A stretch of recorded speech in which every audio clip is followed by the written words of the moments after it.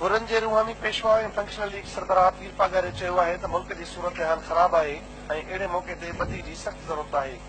पीर पागारो घोटकी भरिसां सरहद पहुतो, जिते हुननि डॉक्टर करीम महर ऐं डॉक्टर सनाउल्लाह महर पारां ॾिनल मजांदे में शिरकत कई।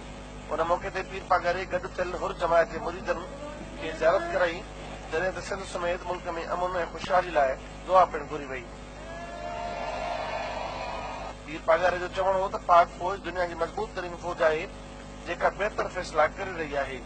हुन चयो त ॿधी में ताक़त आहे, नियाणियुनि खे तालीम ऐं पंहिंजनि जो ख़्यालु रखो, ॿियनि जी बि मदद करियो।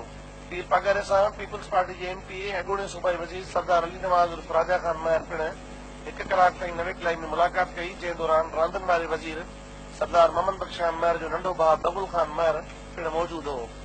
ज़रियनि जो चवणु आहे त मुलाक़ात दौरान घोटकी ज़िले समेत सिंध जी सियासी सूरत हाल ते ॻाल्हि ॿोल पिणु कई वई। पीर पागारो 5 ॾींहनि ताईं जमायती दौरे ते घोटकी ज़िले में हो, जेको अॼु दौरो मुकमल करे वापसि कराची रवानो थी वियो। कैमरामैन शाहिद चने सां गॾु नियाज़ चनो, सिंध TV न्यूज़, घोटकी।